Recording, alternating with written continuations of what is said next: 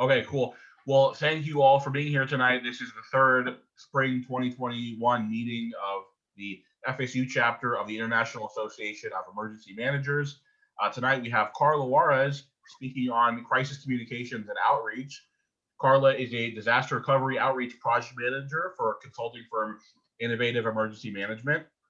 Prior to joining IEM, she worked for the Florida Division of Emergency Management and the American Red Cross. Her specific focuses are on public education, outreach, and communication strategies. She holds a Bachelor of Arts in International Affairs and Political Science, as well as a graduate certificate in Emergency Management and Homeland Security from Florida State University. So I thank Carla so much for being here tonight, and I pass the floor over to you. Awesome. And hey, Stefan, do I have access? I think I have access to share my screen. Let's see. Should be able to now. I just turned it on. Okay, perfect. Let's try this out. Nope, let me cancel that first. Okay, we're trying this again. Okay, can you guys see a screen? Okay, great. So no, thank you guys again for having me on this. Honestly, I didn't know about emergency management when I was pursuing my bachelor's degree. Otherwise, I would have absolutely been a part of the FSU IAEM chapter. So a little bit jealous, major FOMO that I did not get to experience that, but I'm so happy that you guys get to. And truly, I just seeing the engagement that you guys are doing. I see a lot of stuff, mainly, Stefan's posting on LinkedIn. You guys are pretty engaged. So I think that's fantastic. And that's exciting to see that you guys are already becoming pretty active and starting to contribute to the field of emergency management. But again, like Stefan mentioned, my name is Carla Juarez. My particular background, I've been in emergency management now a little over 7 years. So it'll be 8 years this fall. And my niche really has been kind of in the external affairs, public information realm. So I'm going to focus on that today, but feel free to jump in, ask any questions, and I'm happy to try my best to answer them. But we'll kick off on crisis comms, outreach, and public education in EM. See if this works. Okay, great. So I figured blue skies, right? Y'all know the different blue skies, gray skies. So in blue skies, I figured we could focus on the outreach and public education piece first. My experience, like Stefan mentioned, I've previously worked at the state. I got my start in emergency management actually as an AmeriCorps with our Red Cross chapter here in Tallahassee. And I'm currently with the private sector. All of my positions for the most part have had some sort of outreach piece tied to it, even when I was doing primarily disaster response. And it's just such a critical piece of emergency management, especially when we're trying to build more disaster resilient communities. Making sure, and I feel like this is such a common thing that just emergency managers are like, how do we get this? How do we ingrain this into the brains of the public? June 1st, the start of the Atlantic hurricane season. Do you have a plan? Do you have a disaster supply kit? Or even just a home fire, right? What families have actually developed a fire escape plan or practiced a drill with the kids? Such simple things like that, developing really effective public education campaigns can help kind of hopefully foster a more disaster ready public, community. So I figured I could kind of touch on some of the different campaigns I've had the pleasure to be a part of. So with the Red Cross, and let me know, I'm trying to see here on the side, I can only see some of you, but anyone here previously volunteered with the American Cross out of curiosity? No, highly recommend it. I am biased. I do love the Red Cross. I currently sit on our board, just love it. So I encourage you, if you decide to volunteer, let me know. But other great nonprofit organizations that are just doing tremendous work are, the Salvation Army. Those guys are so critical when a disaster strikes. They're out there with their canteens feeding folks and working hand in hand with the Red Cross. We've also got the Southern Baptist. So nonprofit, when I was working with the Red Cross, we did a lot of education with the schools. And again, I started here with the Red Cross in Tallahassee. So lots of what's called the Scrubby Berry in line with the current pandemic that we're going through. There's also different programs like the Pillowcase Project, which was actually created after Hurricane Katrina. There were a few college students that after Katrina struck Louisiana, they just grabbed their pillowcases and just stuffed them with whatever they could grab and go. And that kind of inspired this project that the American Cross now, does in partnership with Walt Disney. So it's very focused on how to educate children. Probably hear my dog. Hold on one second. Okay, buddy. Okay, he left. He sometimes doesn't know if he wants to stay in this room or not. So yeah, the Pillowcase Project is just a fantastic way to excite, engage young kids, primarily elementary school age, to learning about the different hazards, right? But in a fun, engaging way. The good thing with public education, especially gearing it to young ones, is, kids are the future, but also they'll take it home. They'll take it home to mom, dad, their guardians, and hopefully educate them as well, and kind of start those very important conversations at home, at dinner, to talk about how they can be prepared. One of the projects that I just to date for my career has been the most, the most rewarding project that I had the opportunity to be a part of was the Hurricane program. I don't know if you guys are familiar with it. It is Hurricane, H-E-R, Hurricane. It was actually a summer camp for girls, 13 to 17. When I worked at DEM, one of the things that my boss asked was, hey, we need to highlight minorities and highlight, and empower them in our field. How do we do that? And I was like, okay, cool, let me research this. There was actually this program that was started with Arlington, Virginia's emergency management, Hurricane. So it was just a matter of getting in touch with them.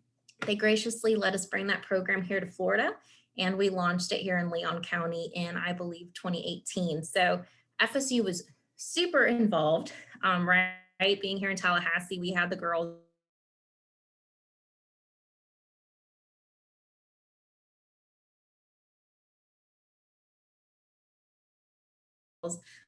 learn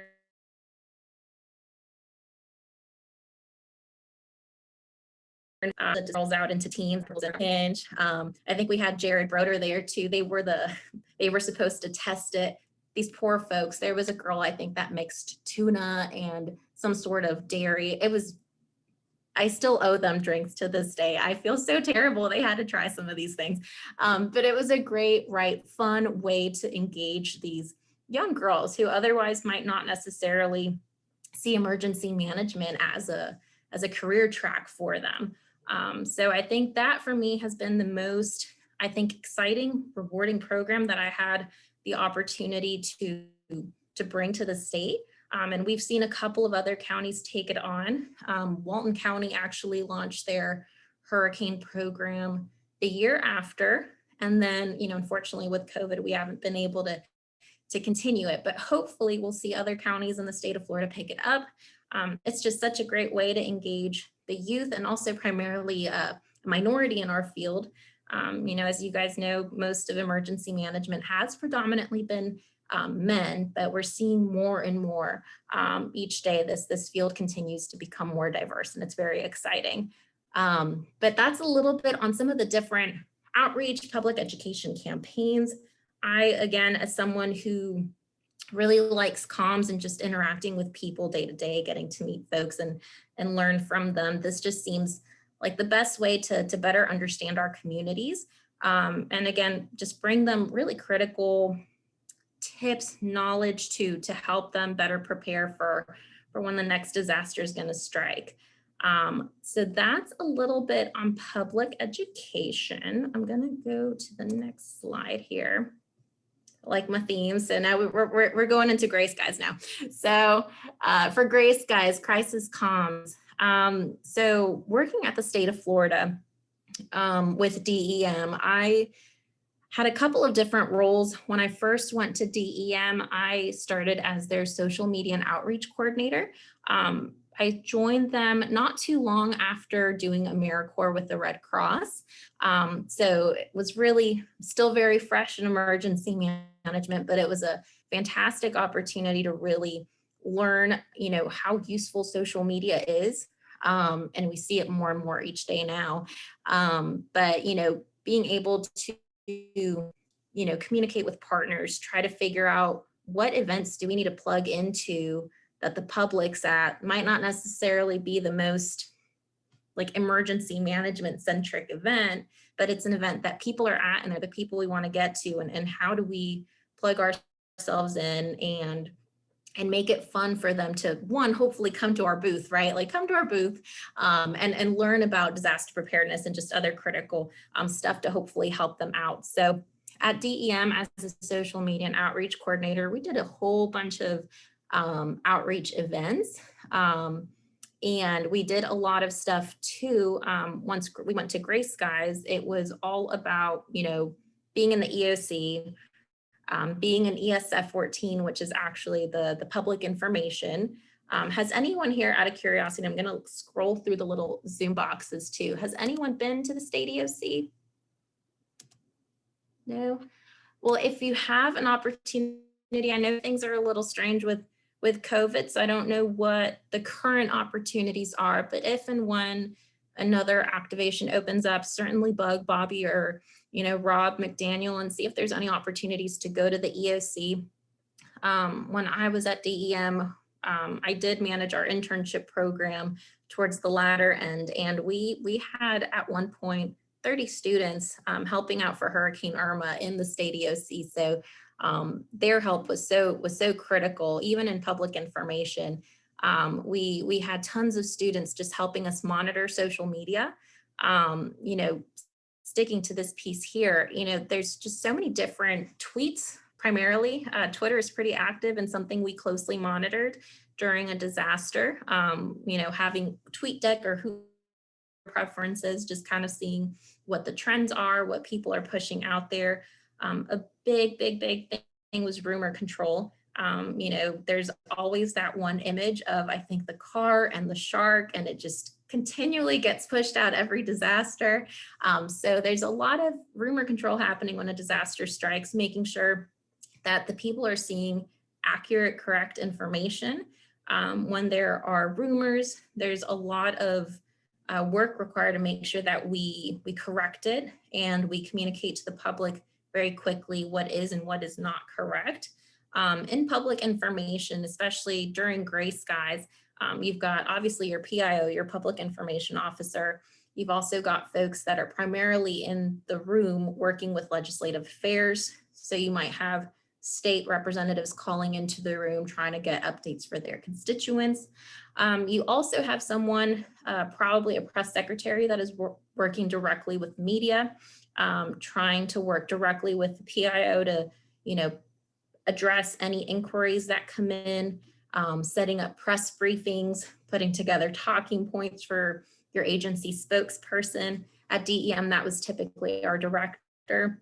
So there's a lot of working to make sure that we had the most up-to-date information to prepare for him, have some very detailed high-level talking points. So whenever we had a press briefing scheduled, he was prepared and was able to communicate to the public what was going on, what the updates were. We also at the state level coordinated very closely with the governor's office. So it's just a lot of making sure that we are working not just in our little silo of ESF 14 public information, but again, communicating and working very closely with the other ESFs. So of course, in the state of Florida, we've got a total of 18 ESFs covering a variety of different things. So you've got law enforcement, you've got the private sector, you've got volunteers, mass care. Oh, sorry. And you've also got the energy folks. So it's very important that you are very much kind of checking in with them to make sure, what's the status? What are you guys up to? What can we communicate to the public that you have executed to date? And that's kind of, again, the role of public information, making sure that you're working closely for for Hurricane Hermine in 2016. I don't know who of y'all were here for that storm, but if you were here, you'll remember that we lost power probably for 2 weeks. Tallahassee just was lights out. So for that storm, there was just so much coordination, as you can imagine, with our energy folks. And I was actually the one that I felt so bad for them. I had to harass them on an hour, every hour. Hey, I need the power numbers. Give me the power numbers. And we had to continually update the website, make sure that the public knew exactly what, areas had power, which areas did not. It's also working closely with your IT folks. Your IT is your best friend, making sure that your website has the most up-to-date, easy to view information, so that the public can easily go there and access and see, in real time what is happening. And especially for a disaster, trying to figure out what emergency shelters are in my area. What organizations can I contact if there's a tree, that's gone through my roof, making sure that they know how to contact Operation Blue Roof, for example, with the Army Corps of Engineers, or making sure that they have information to contact the American Red Cross. Again, public information is just being a source of information and being able to clearly communicate it out to the public. Now, what you'll see on this screen, again, it's making sure that we're pushing out critical info to save lives, right? That's something that I know the FSU professors always push: save lives first, protect property, but save lives is always number one. So it's so important that you have at this point been able to gain the public's trust. That is so critical to make sure that the public, one, is willing to hear you out, can trust you, and will do what you are encouraging them and strongly enforcing them to do. As a state agency, when there's a storm coming, a lot of the times our state agencies working with the counties, trying to determine, if and when certain populations need to evacuate, right? That's always a pretty tough subject. Some people will evacuate and some people will just not. They'll stay home, whether if it's due to limited funds or because they have pets and there's nowhere they can go with their pets. So this actually takes us back to public education, right? Get a plan in advance. But this is always difficult. So making sure that we've gained their trust and we're communicating information in a very timely manner and being as transparent as possible, even when it might be difficult to share certain statuses, is so important to make sure that we've got public buy-in and we've got them doing what they need to do to keep them and their families safe. So I'm gonna go to the next slide. Actually, no, let me go back. So lots of information. I apologize, I've got something in my throat and hopefully I won't start coughing in front of you again, but let me know. So kind of covering just a very high level public information, external affairs experience. Tell me what questions you have. Is anyone here particularly drawn to, interested in the communication side of emergency management? Yeah, I am actually. I'm someone who was just interviewed for a public communications internship for the intergovernmental agency. It's called, I think, Vista, which I know seems bad that I don't remember exactly what it is. I've done like 3 interviews. Yeah, don't tell anyone. But yeah, it's a public information role where I basically be interning. It's a paid internship, thank goodness, but it's interning until December for this public information role, educating people about like the various like community rejuvenation projects that Tallahassee and Leon County does in conjunction with each other. Oh, that's awesome. Very exciting. Well, good luck on that. Good luck on your interviews. No, I mean, again, it's just being in that role. You have to be, well, quite frankly, you have to be personable, which James, you are. And you have to make sure that you are, you're able to connect with all stakeholders. You're able to bring in all stakeholders to the table to make sure all the critical people have a seat so that you're all talking, you're all working together, not duplicating efforts. And again, making sure that correct, timely information is going out. So no, good luck. Keep us posted on that. Thank you. Yeah, anyone else? I'm gonna go ahead and close my door because I hear. Yeah, upstairs. I'm really interested in that field also, and the job that I'm kind of in the pipeline for is in that field, sort of. Essentially, what I would be doing is working within a city that's in the middle of recovering and mitigating post-hurricane, and trying to educate like the city managers and the people who are actually like kind of facilitating the recovery. Okay. So do you have any experience kind of doing something similar, and what is your kind of take on that? Because I don't know for sure that I'm going to get this job, but I'm kind of in the pipeline for it. And supposedly it's not very easy. No, well, good luck on that. And y'all feel free to follow up with me. If I don't have a contact, I'm happy to snoop and see if I do have a contact that could at least, push you guys to, we can't guarantee you a job, right? But we can hopefully guarantee you an interview.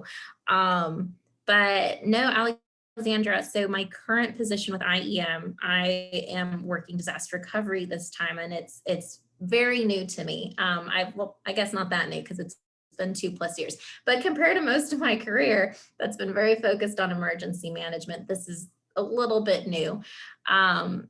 Working with, and I'm assuming, is this a private company working maybe with a client, probably government? So we're currently IEM, we have a contract with the Department of Economic Opportunity doing Rebuild Florida.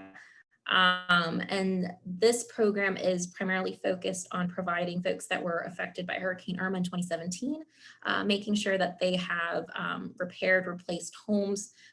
So different to most of the emergency management programs, we're actually working with HUD. So we're receiving HUD monies for more longer term recovery. Now, on the outreach side and communication side of this, when we launched the program in 2018, as you can imagine, it's a lot of, like any other program, making sure that we figure out first who's our target audience. For us, Irma hit pretty much the entire state with the exception of the Panhandle. And so it was figuring out what are the counties that we're focusing on? What are those populations like? What languages do we need to be observant of? So of course, most of being Florida, most of our documents and flyers are in English, Spanish, and Haitian Creole. Given that we have such a strong, big population of Spanish speakers and Creole speakers, predominantly Central Florida and South Florida. It's also trying to figure out, especially when you're launching a program, well, how are we going to quickly disseminate this information, this resource to the public and increase our reach? So there's a lot of great resources. One is a media buy. Essentially, you work with the vendor and you push out your messaging through a variety of different radio stations. Think about Pandora stations. If you've ever listened to Pandora and then you get that ad could say, hey, do you need assistance with XYZ, right? Or even you're on Google and you just see this ad pop up. You can target your messaging there too. There's so many ways to creep up on people and make yourself, known, which is a great tool to make sure that people have access to the information you're trying to push out. I mentioned social media earlier. Social media has been, such a big resource, obviously for gray skies, for rumor control and just trying to monitor what people are talking about. But when you're thinking about the outreach side, promoting a program on the front end, there's so many ways to really leverage ads so that you can primarily target certain populations geographically and boost certain messaging to make sure that they are seeing it. So there's tons of different resources to use. For Rebuild Florida, we had the opportunity to also do a bunch of outreach. We just had several case managers.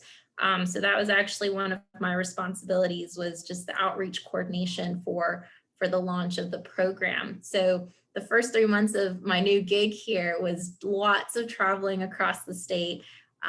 We had several, just like you can imagine, like pop-up events, right? So tent, informational packages. But for us, it was a lot of, we're just trying to register people for this assistance. So we set up with the libraries, working with your own local partners that are already plugged into human services. So community centers, again, I think I mentioned libraries, the Salvation Army, the Red.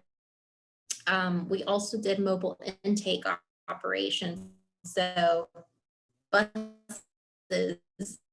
literally traveling across the state to target people in the most impacted communities. And again, that piece in particular with Walmart, they've got large parking lots. CVS, not so much, but one of the locations we did need CVS, but Publix, Walmart, large parking lots, great for a bus. So it was working with them to just partner and just ask for just that space. So there's different partners that you could absolutely tap into. They're almost always eager to be involved and support your efforts. And again, it's typically partnerships, so there really is no cost involved. It's just a matter of bringing in all the necessary stakeholders to meet your initiative. I hope that was somewhat helpful, Alexandra. Awesome. Anyone else? So I did want to also kind of just share some just guidance, tips, information, especially as many of you guys are looking at pursuing internships, applying for jobs. Some of you are graduating pretty soon. I am going to go to the next slide. So again, biased here. I am a Fifa member. Highly encourage you guys to look into Fifa. So Fifa is our Florida Emergency Preparedness Association. That's actually where I met James and Stefan. I think it was Fifa annual, pre-COVID BC. So Fifa, we have 2 conferences each year. Unfortunately, with COVID, it's been a little bit tricky, but hopefully we'll be able to kick this off again later this year or the next. But FIPA is our association of just emergency managers. So especially in the state of Florida, it's pretty much all of the county emergency managers, city emergency managers at the state level are pretty much all linked up with FIPA. What FIPA does is it gives us this network to really identify what are some of the issues that are affecting our profession. FIPA does a lot of lobbying. They are a 501c3, so they are a nonprofit. They are actually building out, I believe, a legislative committee. So again, some opportunities if you're looking to plug in.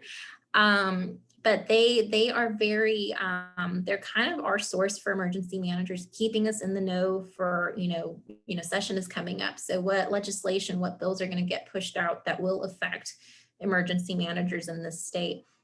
They absolutely, as an association, kind of speak for all emergency managers. So it's a great organization to be a part of. There is a FIPA student membership. It is $25 a year. Highly encourage you guys to look into it. Fortunately, it is pretty affordable, but it does give you access to, one, get the jobs board. So if you're a FIPA member, you get automatic just email notices of job opportunities across the state. You also are able to join a FIPA committee or working group. I am the co-chair for our higher education working group. So of course I'm going to pitch that one. We're always looking for students in particular, since the whole purpose and the whole goal for the higher education working group is trying to figure out ways to serve you and make sure that you guys have the resources needed to succeed and kind of get a foot in the door as you pursue a career in emergency management. So we're always eager to have students join the working group. Your feedback has been incredibly helpful for us, making sure to keep us in check, right? Like, is this initiative, does this just not make sense? Do we need to go a different route? So highly encourage you to look into FIPA. consider joining the higher education working group, but there's also several other working groups depending on your interest that might be a better match. This is a great way for you to also just connect with professional emergency managers, but also the committees and working groups. Everyone is all over the state. So even before COVID, we all really just connected virtually, whether it was through regular conference calls and now Zoom. It's all virtual, so it is pretty easy to connect and become involved. So I highly encourage you to look into FIPA. We did have, I don't know if anyone was able to join, but we did have our annual internship event in October. We typically try to host a event that's focused for students, trying to give you all access to professionals through a panel discussion. But we also want to make sure that we have professionals available to you to provide, similar to this layout, right? Any recommendations, feedback. So we continue to do this every year. So hope you guys are able to be a part of this. Make sure to kind of follow us and check us out. Usually we've been hosting these around the fall, but hurricanes can definitely throw off our schedules. So no guarantee what month it'll be. Everyone that's in the working groups, we're all just volunteering our time. And again, most of the folks right now are very, very tied up with COVID vaccine distribution. So your help is greatly needed, and we'd love to have you on board. But other than FIPA, I would certainly encourage, especially since many of you guys are looking at jobs, looking at internships, as someone who managed our internship program at the state, and currently I also supervise and accept interns at IAEM.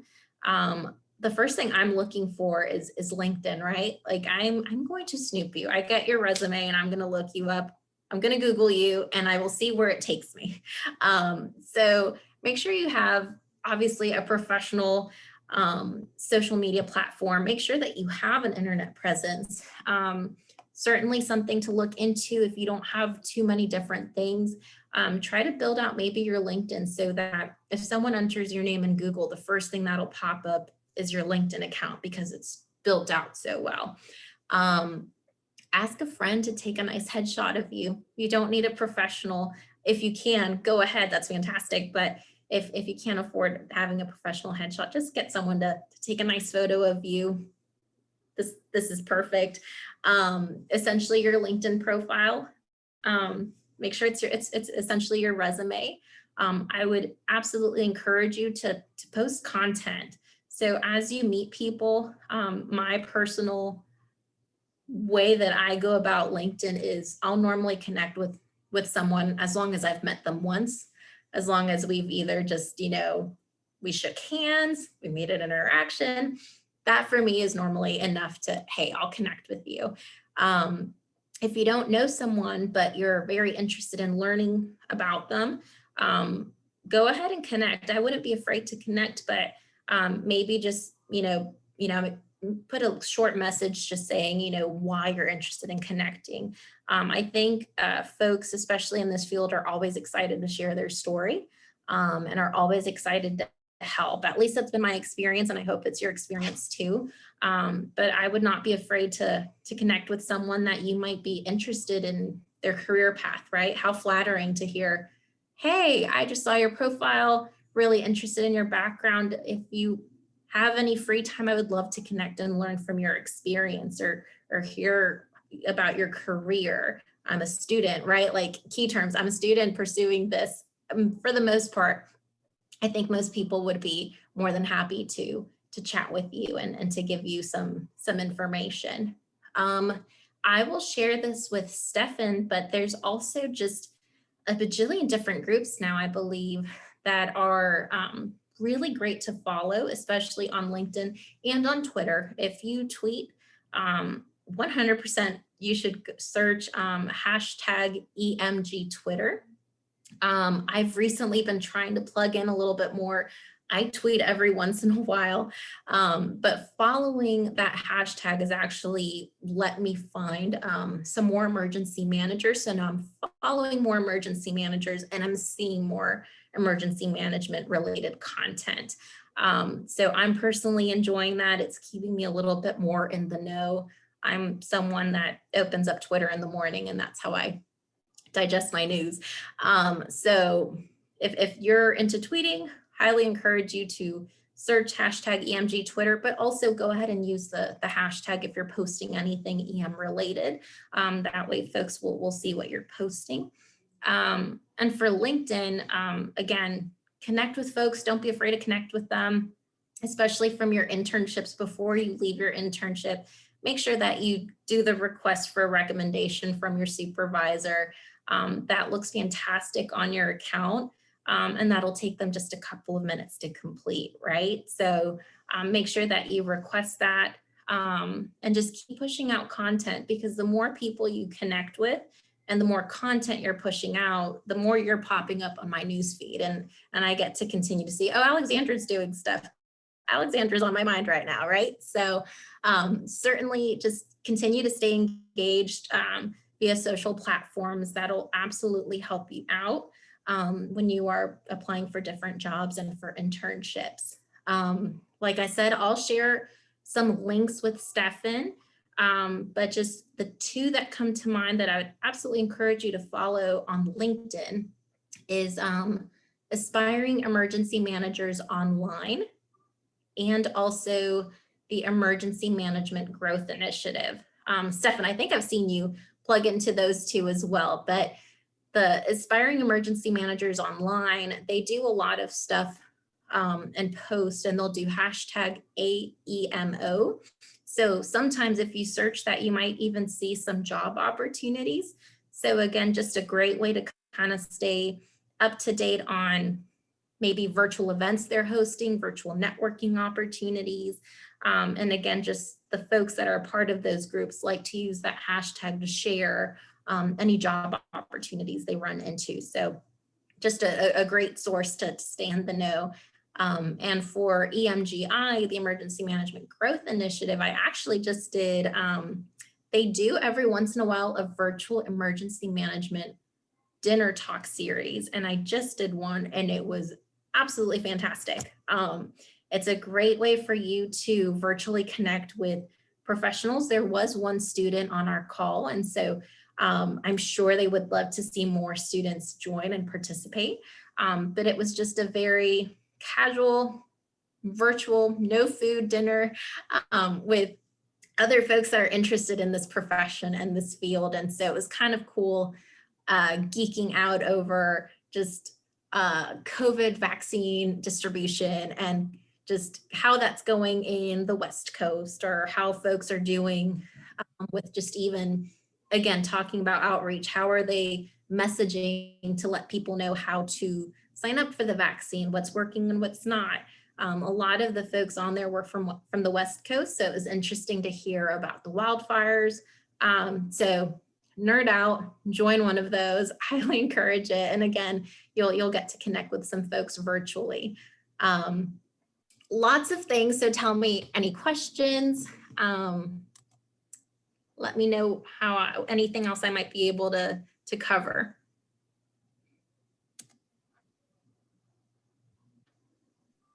It's funny that you mentioned that dinner series, because I was listening to Todd DeVoe. He is a guest we had on a little while ago to his podcast. He had an episode where he mentioned that the other week, and I was like, that was such a cool idea. So yeah, I'm definitely interested in trying to join one of those. So I'll follow up with that for sure. Yeah, those seats fill up. So yeah, the second you see it, sign up. Yeah. A question I have, because we're all kind of like, well, most of us are at the end of our college careers or end of undergrad or whatnot. When we're looking to go get a job, what is your biggest interview tip that's specific to emergency management? Okay, that's a good question. I think most people are certainly looking for experience. And I know this is always, and I've talked about it with other colleagues too, right? Experience, education, there has to be a happy balance. So I think, for y'all, I've heard many of you talk about internships or already having, positions within the field. They're going to want to see experience. So even if you don't have the time or flexibility to do an internship, because I know some do require maybe more stringent hours, look at volunteer opportunities because they are typically a little bit more flexible. Here in Tallahassee, the only one I can really think of in terms of volunteering would be the American Red Cross, but I'm happy to look into other opportunities. As for internships, we take interns every semester.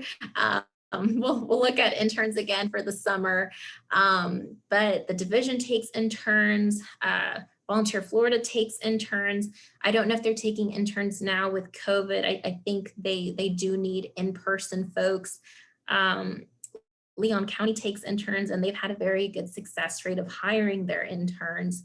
And we've had some interns who were able to get hired by subcontractors too. So I think in terms of an interview, they're certainly looking to see, have you made an effort to gain experience? So I would certainly make sure that you're plugging in some way to show that you've done at least maybe a semester internship. I think that'll certainly make a big impact because they do want to see that balance between, of course, we want to make sure you know your stuff and you've studied it at school, but they want to make sure that you've got some at least office experience too. So even if you've done anything else outside of emergency management too, even just those technical office skills, having experience in the workplace is big as well for particularly entry-level positions. But I would also recommend anytime you're interviewing or looking to apply somewhere, you guys have a great team at Florida State and they are very plugged in all over, not just Florida, but FEMA and different other organizations. So I would absolutely, connect with Rob or whoever it is at the faculty that you are the closest to and let them know what you're applying for, because they very well might have a contact that they can reach out to on your behalf. So make sure that they are keeping an eye out for your resume.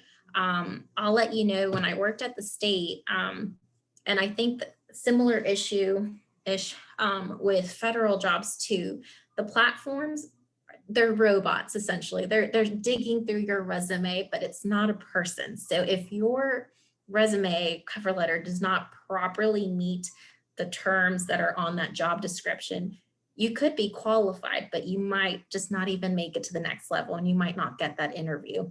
So one best practice, right, is make sure that you are plugging in different terms from the job description into your resume and into your cover letter. But also to go ahead and contact whoever you know so that they can push up your resume to whoever works there.